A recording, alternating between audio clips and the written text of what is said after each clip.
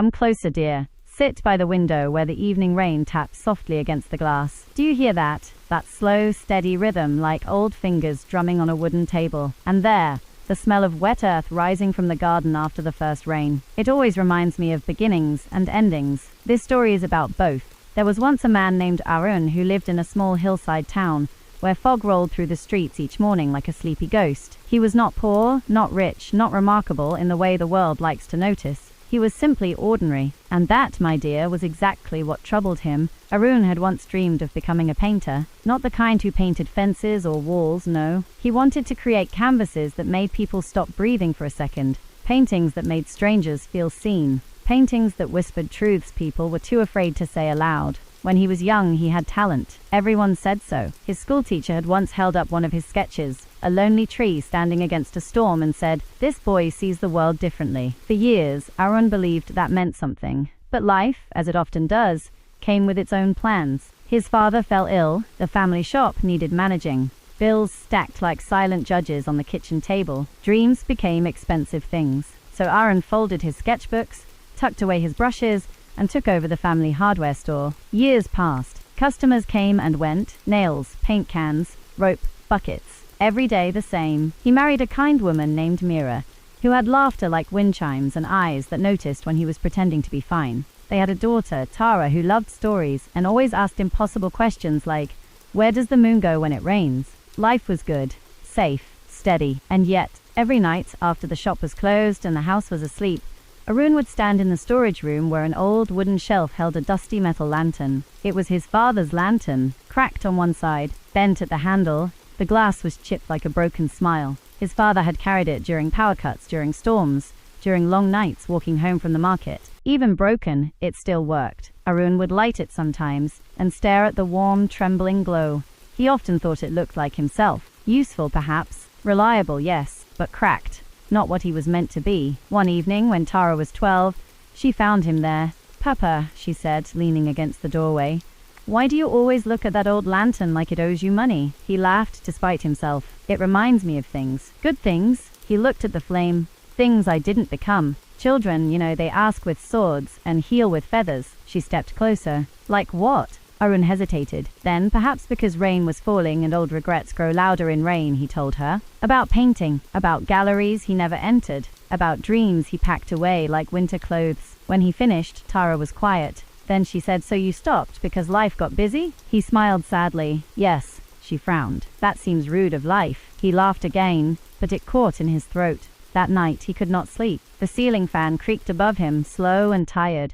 Beside him, Mira turned and whispered, "Half asleep. Your mind is loud tonight." "I wasted it," he said. She opened her eyes. "My talent. My chance. I let it disappear." Mira looked at him for a long moment. Then she said softly, "Do you know why I love that cracked lantern?" He blinked. "Because it still gives light, even with the damage." She reached for his hand. "You think your dream expired because you got older. But maybe it was only waiting for you to stop calling yourself too late." Ah, wise woman, that Mira. But wisdom is funny. Hearing it and believing it are two very different things. Still, something shifted. The next morning, Arun climbed into the attic. Dust danced in the sunlight. Old boxes groaned when opened, and there, beneath winter blankets and forgotten wedding gifts, he found them, his brushes, his paints, his sketchbooks. The pages smelled faintly of paper and time.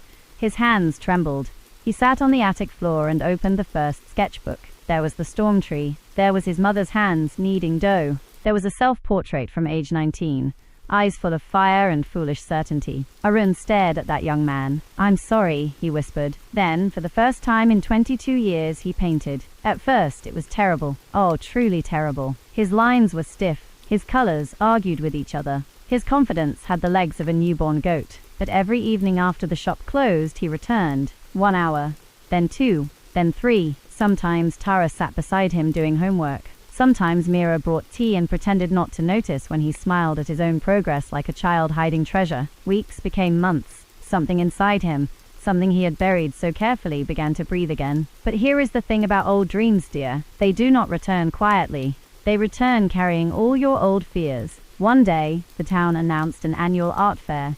Local artists could display their work in the community hall. Tara nearly knocked over a chair in excitement. "Papa, you have to enter." "No." "Yes." "No." "You are afraid." I am realistic. She crossed her arms. You tell me to be brave when I'm scared. That feels very hypocritical. He narrowed his eyes. Who taught you that word? You did. Accidentally. Mira from the kitchen called out. She's right, you know. Ah, betrayal by family. The purest kind. Still, Arun resisted. What if people laughed? What if they looked at his paintings and saw only a shopkeeper playing dress-up as an artist? What if they confirmed the worst thing he believed, that he had missed his moment? The night before registration closed, he stood again before the cracked lantern. Its flame flickered against the wall. He touched the broken glass. He remembered his father once saying, "A lantern doesn't ask if it is beautiful. It asks only if it can still shine." Funny how truth waits years for us to be ready. The next morning, Arun submitted 3 paintings, and then he spent 2 weeks regretting it. At the fair, the community hall buzzed with voices, footsteps, and the scent of fresh flowers mixed with old wood polish. His paintings hung on a white wall under plain yellow lights. Nothing grand,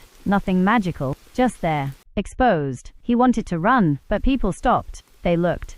A woman stood before his painting of Mira, laughing in the kitchen, and quietly wiped her eyes. An old man stared at the storm tree for nearly 10 minutes. A teenage boy asked, "Did you paint this? It feels like being lonely without being sad." Arun swallowed hard. Yes. The boy nodded like he had been handed permission to feel something. And in that moment, Arun understood. Success was not applause. It was connection. It was truth, traveling from one heart to another. That evening, as the fair ended, the organizer approached him. A gallery owner from the nearby city had asked about his work. Not a promise. Not fame. Just interest. A small door opening. Arun walked home carrying the old, cracked lantern. Rain had just begun again, soft and silver under the streetlights. Tara ran to meet him. "Well?" He smiled. A real one.